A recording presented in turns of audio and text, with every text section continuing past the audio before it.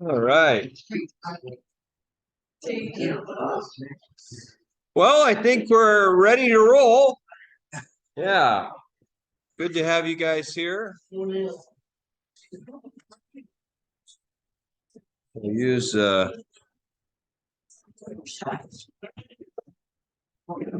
somebody thought I should start using this.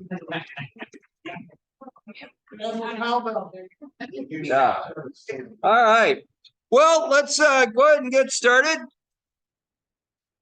As we continue our study of Israel, let's open with a word of prayer.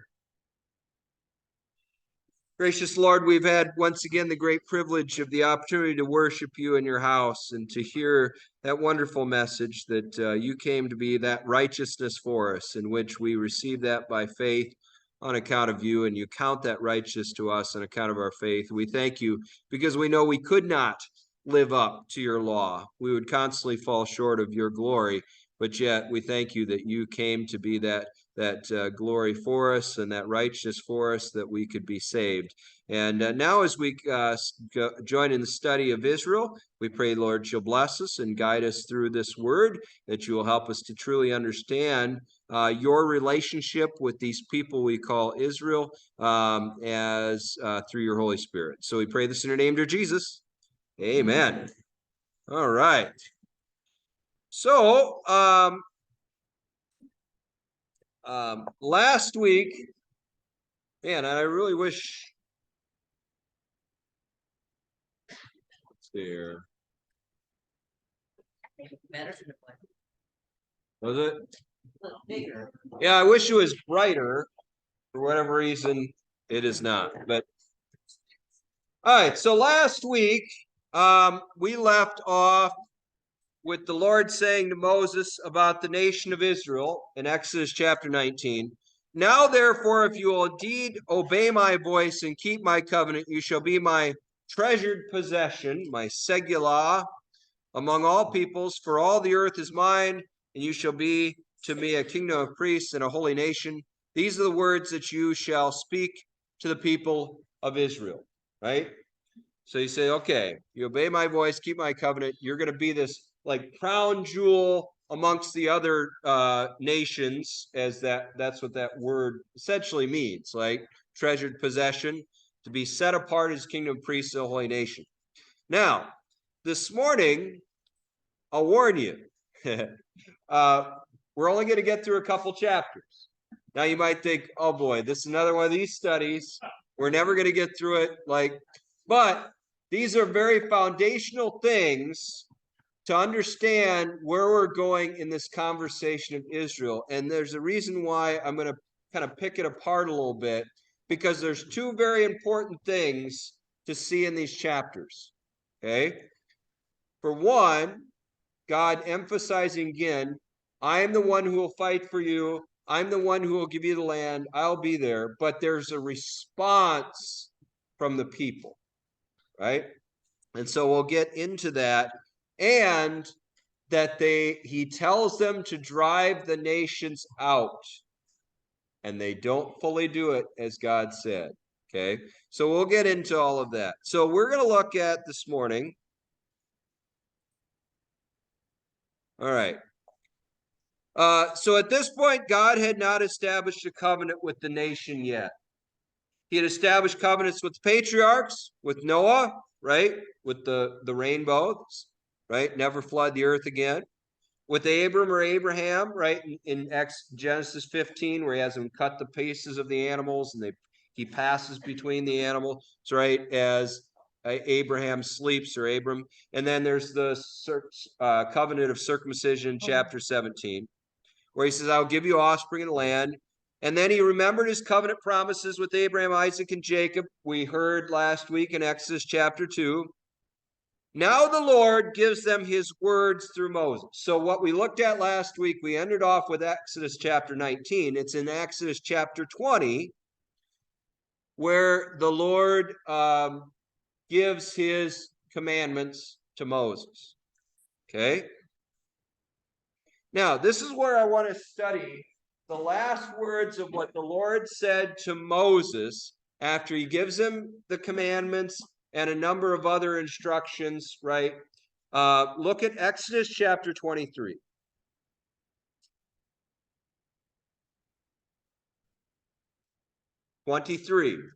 Exodus chapter 23, starting at verse 20. Okay. I know it's up there. It's just really hard to see. I don't, yeah, Corey Brand brought this projector in, and for whatever reason, it just isn't as bright as the other one, but I can't get the other one to communicate with the computer for some reason. Anyway, technology. Yeah, good. All right. So Exodus chapter 23, verse 20. And I bet this is probably a part of Exodus you haven't really studied in depth, but we actually did in seminary. I wrote a whole paper on it. Now, do you think I could find that paper this week? No. Should have never cleaned my office. In some ways, that's true. Yeah. But in other ways, oh, it's nice. Yeah. Anyway, so Exodus chapter 23, verse 20. There's a lot of really interesting details in here that is important for this discussion of who really is Israel. Okay. So, verse 20. Behold, I send an angel before you to guard you on the way and to bring you to the place that I have prepared. Pay careful attention to him and obey his voice. Do not rebel against him, for he will not pardon your transgression, for my name is in him. But if you carefully obey his voice and do all that I say, then I'll be an enemy to your enemies and adversary to your adversaries. When my angel goes before you and brings you to the Amorites and the Hittites and the Perizzites and the Canaanites, the Hivites and the Jebusites, and I blot them out, you shall not bow down to their gods nor serve them, nor do as they do, but you shall utterly overthrow them and break their pillars in pieces. You shall serve the Lord your God, and he will bless your bread and your water, and I will take sickness away from among you. None shall miscarriage or be barren in your land. I will fulfill the number of your days. I will send my terror before you, will throw into confusion all the people against whom you shall come, and I will make your enemies turn their backs to you. And I will send hornets before you, which shall drive out the Hivites and the Canaanites and the Hittites from before you. I will not drive them out from before you in 1 year, lest the land become desolate and the wild beasts multiply against you. Little by little, I will drive them out from before you until you have increased and possessed the land. And I'll set your border from the Red Sea to the Sea of the Philistines and from the wilderness to the Euphrates. For I'll give the inhabitants of the land into your hand. And you shall drive them out before you. Shall drive them out before you. You shall make no covenant with them and their gods. They shall not dwell in your land, lest they make you sin against me. For if you serve their gods, it will surely be a snare to you. Okay. So there's a lot to unpack here. And you might have already figured out why this is important for this discussion. Okay.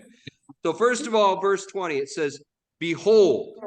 Now, whenever you encounter that word, either in the Hebrew or the Greek, this is an important signifier. Something important is about to be said. So listen up. Okay? What's he saying? I will send an angel before you to guard you on the way and bring you to the place that I have prepared. We could have come and helped us. Now, what is significant about those words is my question up there. How does this fit what we have seen so far I said, in this study? Mom, no offense, but they really needed manpower. Might be a difficult question. I don't know. What are you doing? What can I get you? Do you want a vitamin What's C God packet, saying? emergency, and a water? I'll do that because that helped me. Okay, he's going to protect them, right? I'll guard you on the way. Why don't you take a nice shower and really cleanse your face? He wants them to go where he wants them to go. You sleeping a And what does he say? The place that I have prepared for you. God is doing the initiating, right? He says, I'm going to guard you. I'm going to keep you. I'm going to bring you to this place that I have prepared for you. That land was meant for them. But do you remember from last week? Why? Why was he going to drive out the other nations and give them that land?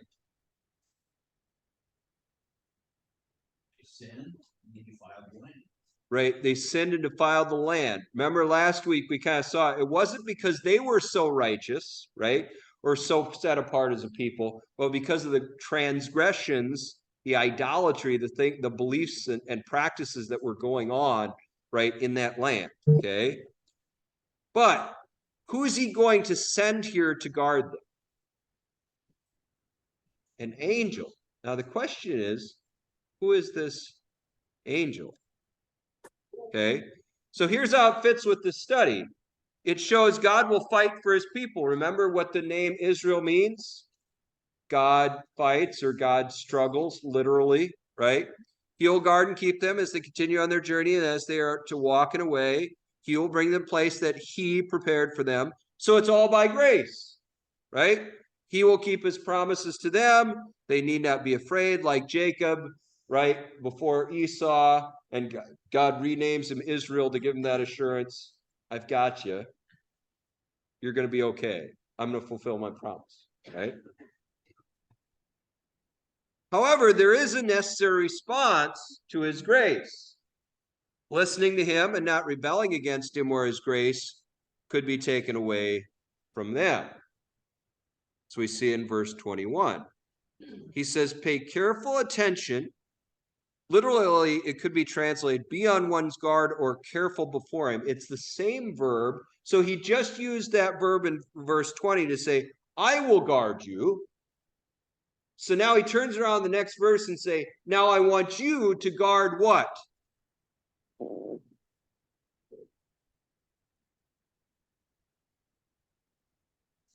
To guard or pay attention to him. Who's the him? The angel. And to obey his voice or hear his voice is a repeat in many ways of Exodus 19, verse 5, what he said to them before he gave them the commandment, well, before he gave Moses all the commandments, right? And he lays all that out. And now this is the end of what God is speaking to Moses to pass on to the people before he makes a covenant with them. And that's why these words are so important, okay? So they have a part in this too. They are to follow and listen. Also it says, do not rebel against him. Once again, the angel. Okay, now it's a word that could be translated, do not rebel or be bitter or be troubled or be trouble against him. How well did the people of Israel listen to those words? Yeah. They're constantly bitter and complaining, right? And kind of rebelling against him and Moses. But notice this. It says, for he will not pardon your transgression, for my name is in him. Who's he still talking about? Angel. The angel. So this angel has the authority to pardon transgressions, and his name is in this angel. Interesting, huh? Okay. Well, who is this angel? So this Malach, that's the Hebrew word for angel or messenger, could be translated. Well, there is an angel or messenger that you see all over the place in the Old Testament. The angel of the Lord, it seems to have a special place in relationship to the Lord. And it was this angel, we think, that was in the burning bush and speaking to God. Why? Because it actually says it was the angel of the Lord that appeared to Moses in that burning bush. It says in verse 2 of Exodus 3, and the angel of the Lord appeared to him in a flame of fire out of the midst of a bush. He looked, and behold, the bush was burning, yet it was not consumed. So what's interesting, it says the angel of the Lord was in the bush, but yet it's like God is talking to him through this angel. Okay? And this angel of the Lord is referenced 63 times in the Old Testament. And in so many places, it seems interchangeable with the Lord, right? He first shows up in appearing to Hagar in Exodus or Genesis 16. But then you have the the angel that stops, right, Moses from killing Isaac. Chapter 22, you find this angel is the one that goes ahead of the Israelites as they leave Egypt, right, during the Exodus. And then when Pharaoh's army pursues them, he sends this angel in the back of them to essentially protect them from Pharaoh's army until they could get across, right, the Red Sea safely. Okay? But look at how many times, in Numbers 22 and Judges, you see this angel of the Lord show up talking to Joshua, talking to Gideon, right? All of Samson. Also, what's interesting is in Hosea chapter 12, verse 5, he has a reference to Jacob wrestling with the Lord. Look at that real quick. Hosea chapter 12. So Hosea is one of the minor prophets towards the end of the New Testament.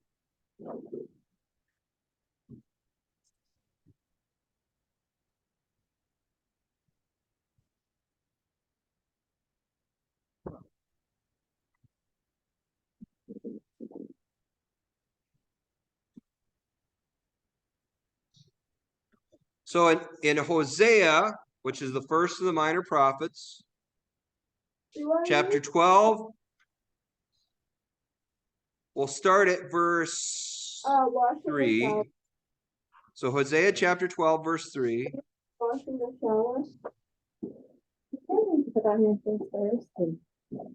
So he's talking about Jacob here. He says, in the womb he took his brother by the heel. In his manhood he strove with God. He strove with the angel and prevailed.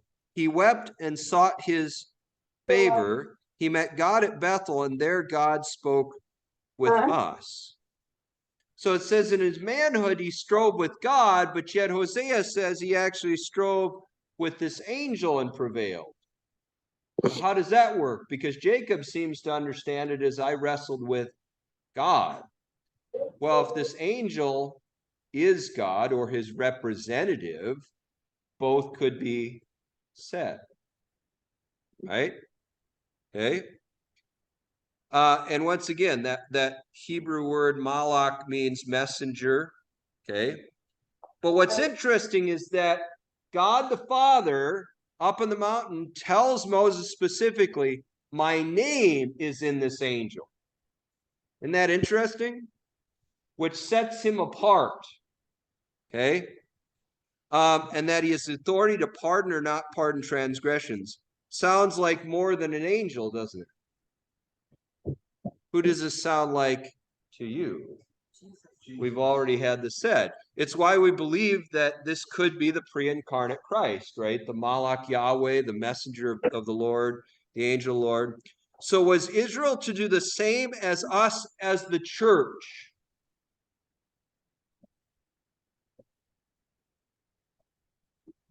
If that angel is perhaps Jesus in his pre-incarnate state, what does he say that they're to do? Listen to him, right? And obey his voice. Okay? Because he will not pardon their transgression if they don't, right? If they rebel against him, for my name is in him, right? He's my representative. So just as we're called to follow the voice of Jesus, right? My sheep hear my voice and they follow me. Israel was to do the same, this representative of the Father, right? That's amongst them, who's going to guard them and lead them to the place that he prepared for them, right? Because, once again, I said then another if. Remember back in Exodus 19, there was that important if, therefore, now you will surely hear his voice, right? And listen to him and obey him, right? Same thing is said in the next verse, verse 22. Now I'm back in Exodus 23. But if you carefully obey his voice, or indeed hear his voice, and do all that I say, then I'll be an enemy to your enemies and an adversary to your adversaries. So like I've got a note on there. Notice it says, surely you will hear his voice, which is a change from Exodus 19:5 where it said, my voice. But now it says to listen to his voice. He's referring to the angel, right? And to do that all that I say through him, then I'll be an enemy to your enemies, an adversary to your adversaries. Now, does this sound conditional? Yeah. Why does that matter, you think, in the context of this study?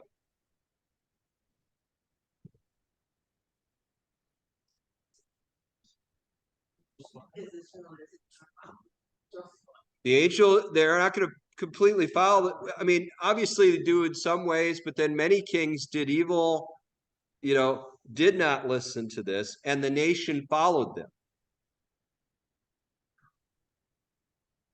They didn't kick out the people they should have kicked out. Yep.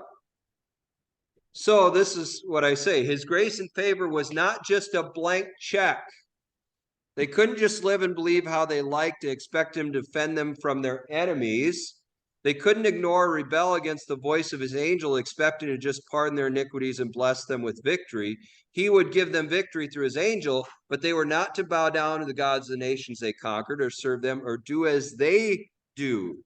He says in verse 24, right?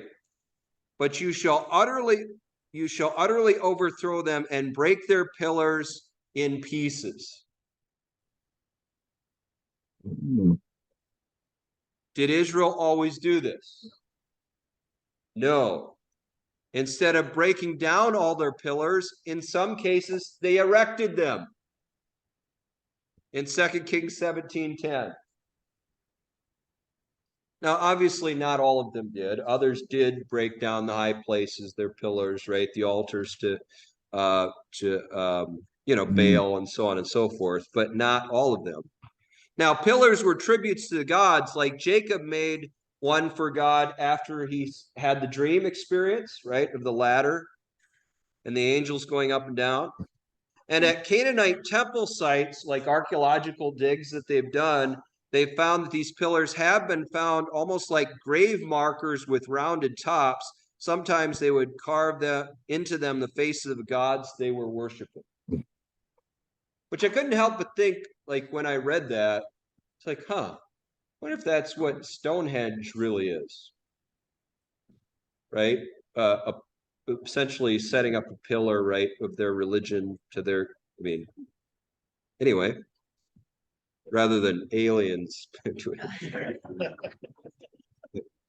That's crazy stuff. So all right. But anyway, so continuing on, verse 25. You shall serve the Lord your God, and he will bless your bread and your water. Now will take sickness away from among you. Right? I will bring you to this land, and I will bless you with what you need. Take sickness away. He says, none will miscarry or be barren in your land. I will fulfill the number of your days. Does that sound pretty good? Yeah. This is God's promise to them. I'm going to bring you this land, and this is what I'm going to do for you. But see, this is where they were to be a set apart nation, right? That as they tried to live, right, according to his laws, now, obviously they were going to fall short, right? They weren't going to live them perfectly. But at the same time, okay, it's one thing to fall short as far as law. It's another thing to actually worship that other god over there, right? Or set up pillars to them, or not break down their pillars because, well, we'll just let them exist with us, right? See the danger and all that. But as they did this, okay, this is what it's going to be for you. This is my promise of my blessing over you. Which, as you go forward, was that the history of Israel? And he also says, I'm going to do it slowly. So you can imagine over the decades, over the generations, how hard it is to keep our children in the same faith. Can you imagine raising those kids? They had to stay so diligent. That's true. you know. That's You know, true. kids that would stray or But that's why if you read through Deuteronomy, right, the last words of Moses before they enter into the promised land, like over and over in there, he says, you teach this to your children, right? And you make sure they know it. Yeah. Yeah. Which, you know, that's not all, obviously, very faithful Christian people can raise their kids to know it, right? That we're living in a world where Satan's always working to pull them away, which is exactly, right, what God is warning them, right? Try to take away or distance yourself from the temptations, right? From the influences, because if you don't, they're going to be a snare to you, a trap to you. You see the wisdom in that? Right? God's really looking out for them here. Know if you don't do this, they're going to be a thorn in your side and they're going to be a problem for you throughout your generations, which is exactly what's still happening today. Right? People, you know, people that they, you know, God wanted to destroy, just, you know, they were not nice people. They were thieves. You know, they basically used, you know, were was it religious, even moral means to do their business. You know, they were get thieves. You know, as I said, I brought this issue before. You know, many of these people were Baal worshippers, and you know, what does Baal worship involve? You know, basically killing you. Yeah, sacrificing your children. I mean, what kind of God would teach that? Exactly. not ours. I mean, why they ever would think that's how you'd appease a God, right? If they think that a child is a gift from God, which I guess wasn't really how they viewed it. Like I just remember this is this is the temple prostitutes, you know, they had sex with priests. They did it at the time it was so it'd be in March or April. Yeah, the fertility cult stuff. Yeah. All right.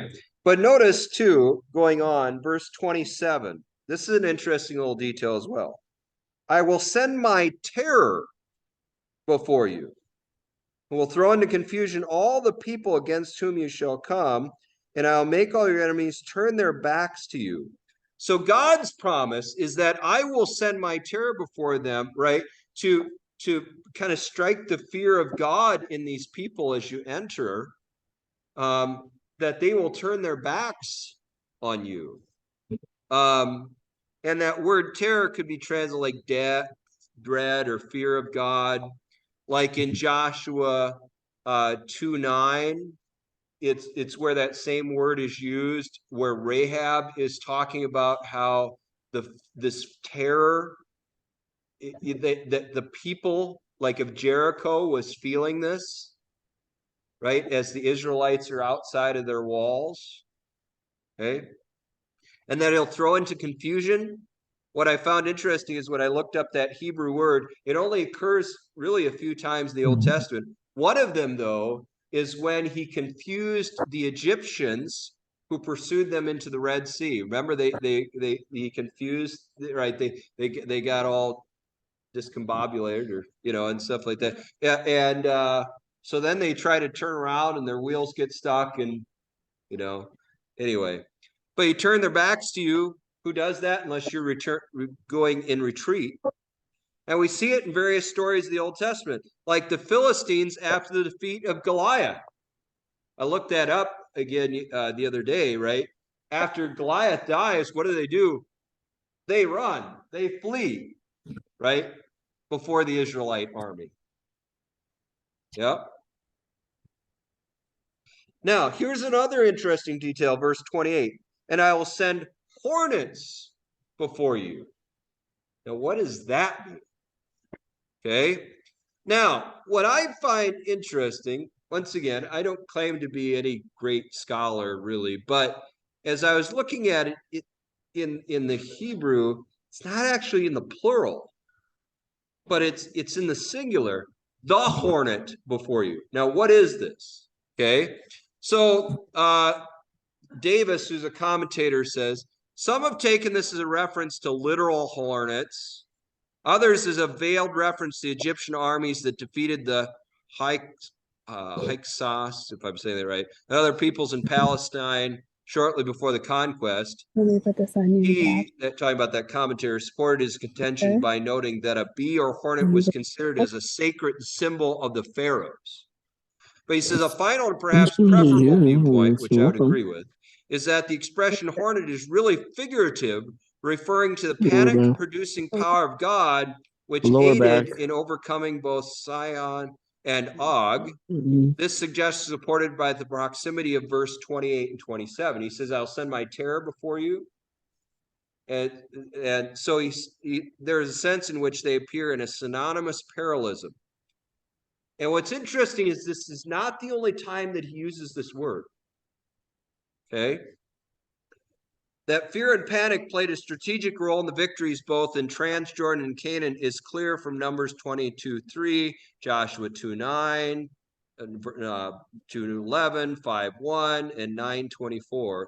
And that's why I say the same word hornet is found in Deuteronomy 7:20 and Joshua 24:12. Now let's go ahead and look at those real quick. Deuteronomy chapter 7.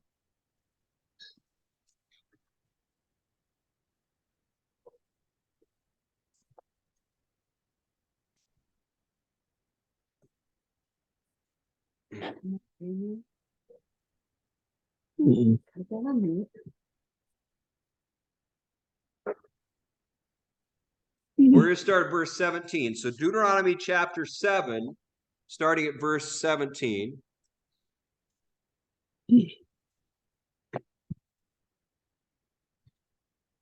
So listen to this. If you say in your heart, these nations are greater than I, how can I dispossess them? You shall not be afraid of them, but you shall remember what the Lord your God did to Pharaoh and to all Egypt, the great trials that your eyes saw, the signs, the wonders, the mighty hand, and the outstretched arm by which the Lord your God brought you out. So will the Lord your God do to all the peoples of whom you are afraid. Moreover, the Lord your God will send hornets among them until those who are left and hide themselves from you are destroyed. You shall not be in dread of them, for the Lord your God is in your midst, a great and awesome God. Oh, I love it. Right? Now, what's so important about this? Do you know when God gives Moses Deuteronomy? Remember? They didn't go into the promised land to begin with. They had to wander in the desert for 40 years, right? Okay. Moses was not going to be allowed to go into the land, right? Because instead of just speaking to the rock, he struck it. Okay. But these are the final instructions before they go into the land. And God's anticipating, right, the feelings of the nation. Oh, these nations are greater than I. How can I dispossess them? It's like, well, you have any evidence of me doing this in the past? Right? Did your ancestors witness this? Were they a part of this? I think I can do it. And I will. Just trust me. Right? And but he says that you'll send these hornets, right? And if the hornets kind of essentially represent like this panic or fear, that the Lord will prepare, right? Will kind of strike fear into the hearts of the people before they even get there, right? And that will be part of their defeat. It's sort of like, oh, we heard about what happened in Egypt. And if these are these people, is this going to happen to us? Right? Same thing in Joshua 24. Look at Joshua 24.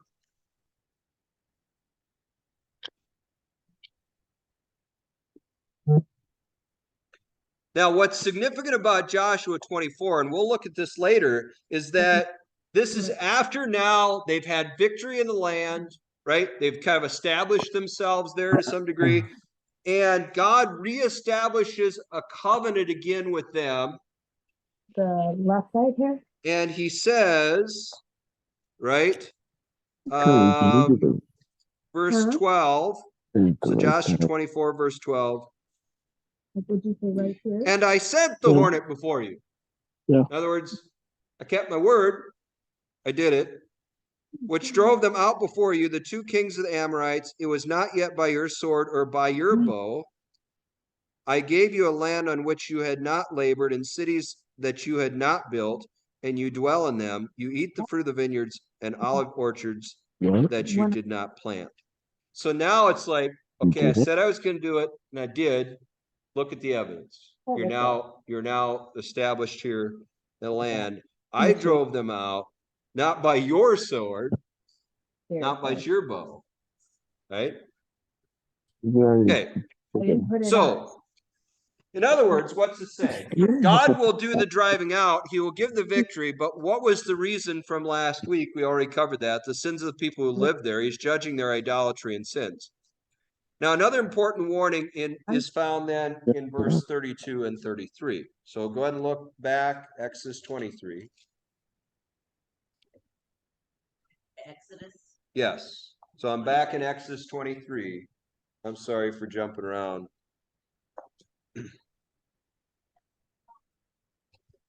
So he said, I will send the hornets or the hornet before you to drive out these people, right? And I will drive them out slowly, right? So that the land doesn't become desolate. I mean, to see those images of what Gaza looks like, I don't know how long it's going to take to rebuild all that. I just, because the ravages of war is just destruction, right? And how long it would take for the land to recover from this. You think about like war, World War I or World War II, like there's parts of Europe where you could still see like the trenches and I mean, how many years ago that's been. Anyway, long story short, that's the case. Now look at verse 32. You shall make no covenant with them and their gods. They shall not dwell in your land, lest they make you sin against me. For if you serve their gods, it will surely be a snare to you. And that is a really important point, okay?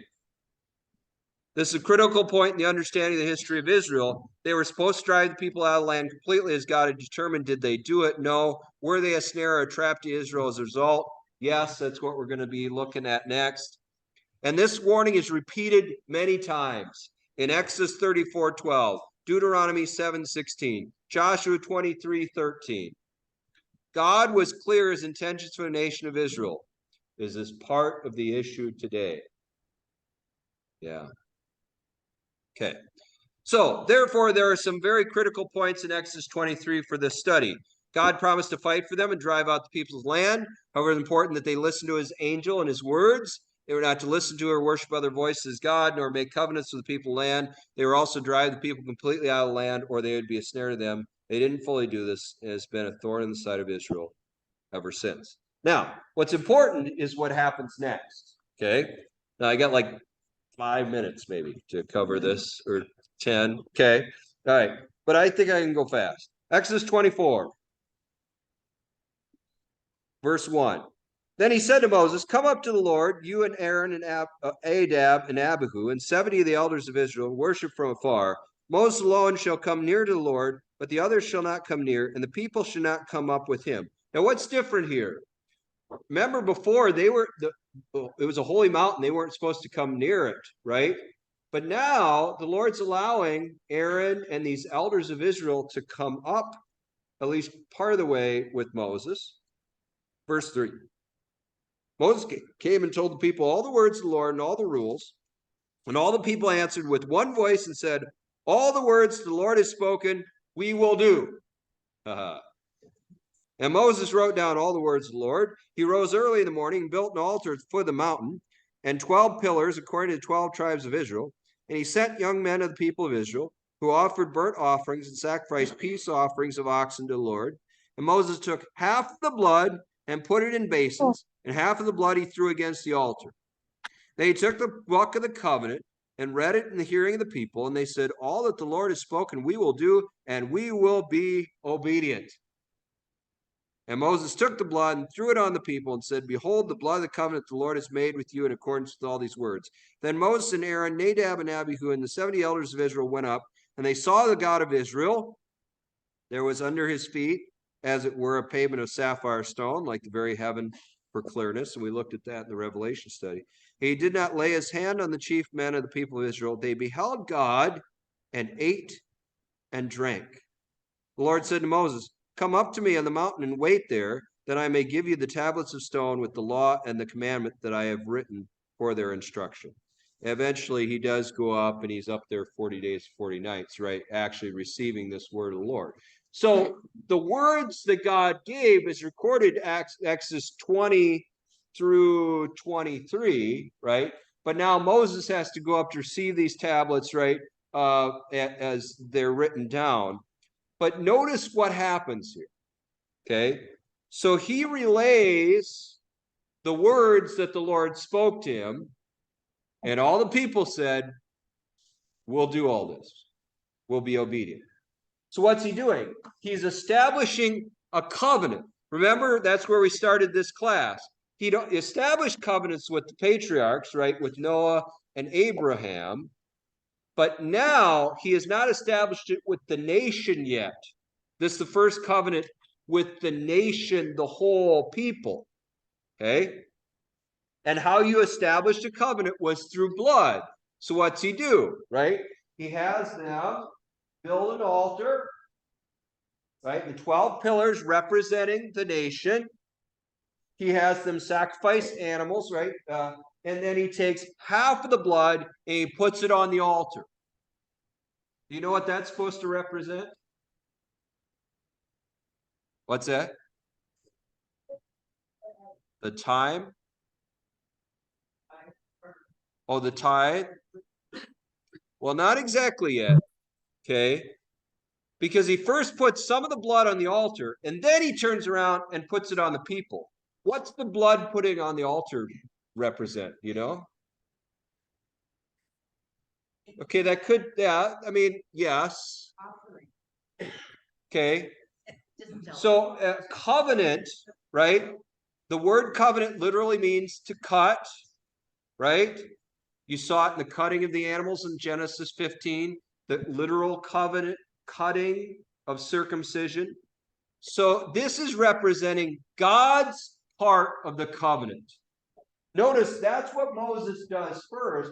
He takes half the blood, put it in a basin, half the blood he threw against the altar to represent God's part. I am going to keep my part of the promise, my part of the covenant. This blood is a sign to you that I will keep my word. Right? But then he reads the book of the covenant, right? Which is the words that God gave. This is kind of the terms of agreement, right? This is essentially, right, our treaty. I mean, that's not the right word, but you know what I mean? Like that this is okay. I've laid this out for you. Contract, that's a better word. Yep. Okay. Book of covenant. And then the people say, all the Lord has spoken we will do, and we will be obedient. And as a seal of that covenant, he puts the blood on them. See, because what you did with covenants is you would cut these animals in half, you'd put them in half. Remember, I was talking about that, right? As if to say, I promise to do to myself what has been done to these animals if I were to break this covenant or this agreement. God initiates it. That's his part, the blood on the altar. But then the blood over the people was to represent, okay, you've said these words that you're going to promise to keep your part of the covenant. As a seal of that, blood over you. Because what does Moses say? Behold, the blood of the covenant the Lord has made with you in accordance with all these words. Now, do we recognize those words said some other place? Communion. Jesus is using the same language at the Lord's Supper, right? To say, okay, tomorrow, blood's going to be shed again. It's going to be mine. And this is going to be the seal of the new covenant, this new thing that I'm doing. And that's very important, right? Because notice, after this exchange of the blood, right? then it says, Moses and Aaron, Nadab and Abihu, and the 70 elders of Israel went up and they saw the God of Israel. Now, in what respect? I mean, we can't know, did he mask himself somehow? In what way did they see God? I mean, good question. But how did they seal this exchange?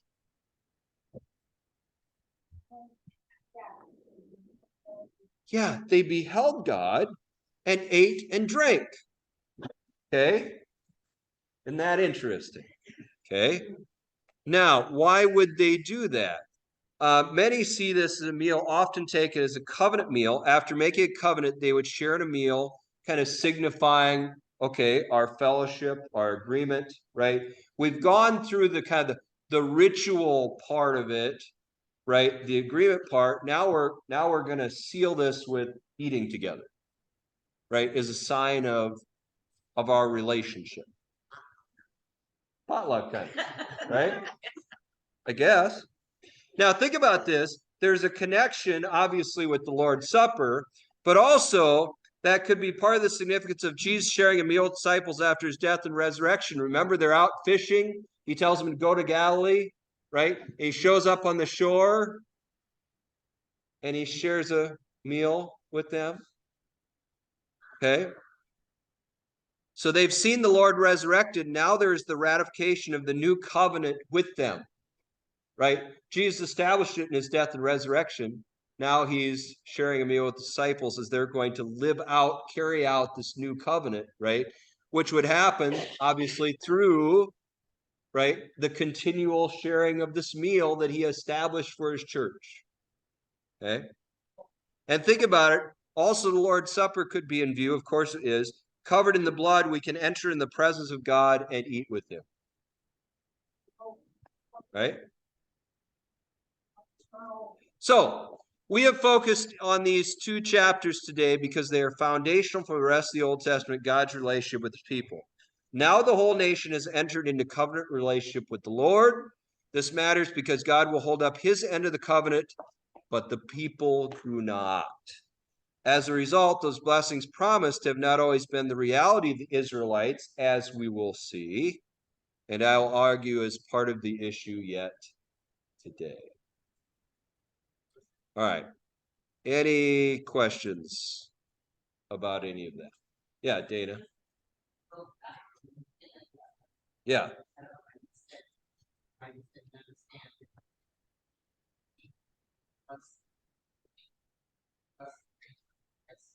Or was this an angel? Like, this angel was given authority to pardon transgressions.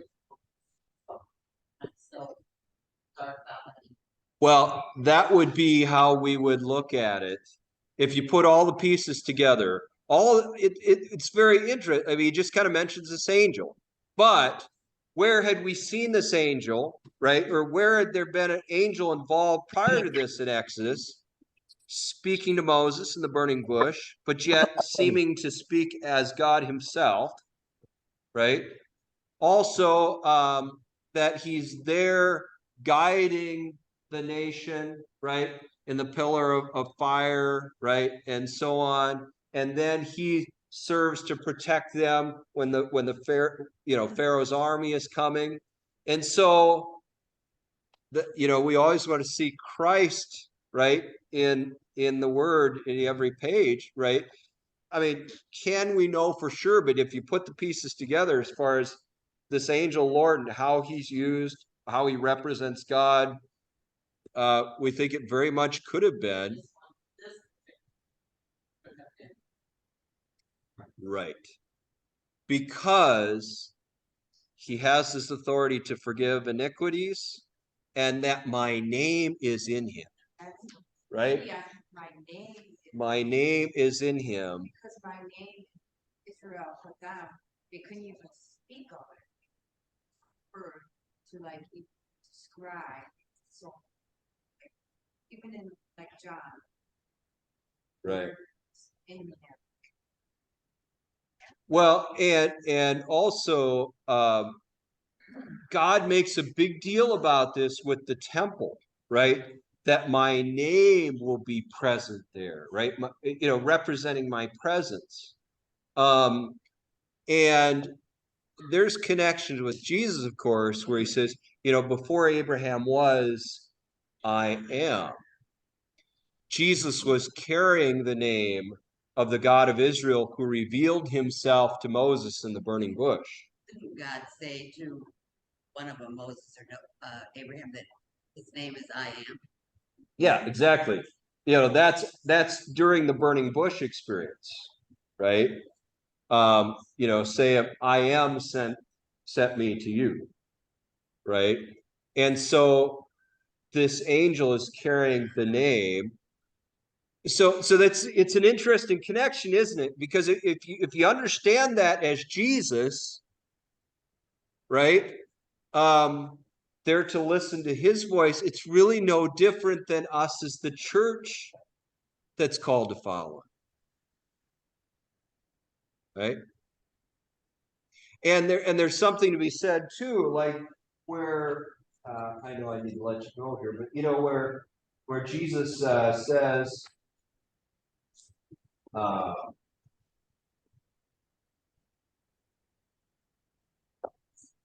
whatever you ask in my name, this I will do. The Father may be glorified in the Son. If you ask me anything in my name, I will do it. Right? Why is that such a significant thing? In my name, right? Because he's representing his Father, right? Same kind of thing. Let's see, it's in his high, I think it's in his high priestly prayer. Where is that?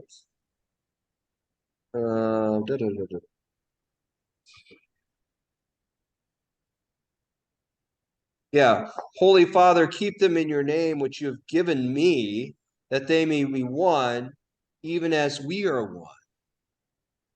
Jesus praying that, like that's his last prayer before the next day, right? At his sacrifice. He's praying, Father, keep them in your name, which you have given me. Right? That they may be one, which is really what God wanted for Israel, right? That they might be the set apart kingdom of priests, a holy nation, right? But might be one in their worship, in their beliefs, right? In the way they treated each other. Yeah. So, a lot of people wouldn't catch that. Yeah, guys ever studied Exodus 23 before, right? And caught some of that? Yeah. All right. Any other questions? All right. Well, we'll keep going because now we're going to go into, the next few weeks, how this actually played out. Right. And I know you're eager to get to, let me get to modern day times. Well, we'll get there. I just want to make sure we lay the foundation first. All right. Lord's Prayer. Let's say it. Our Father, who art in heaven, hallowed be thy name. My kingdom come, thy will be done on earth as it is in heaven. Give us this day our daily bread, and forgive us our trespasses, as we forgive those who trespass against us. And lead us not into temptation, but deliver us from evil. For thine is kingdom, the power, and the glory, forever and ever. All right, thanks you guys. Have a great week. Thank you. Have a good week, Pastor. Share.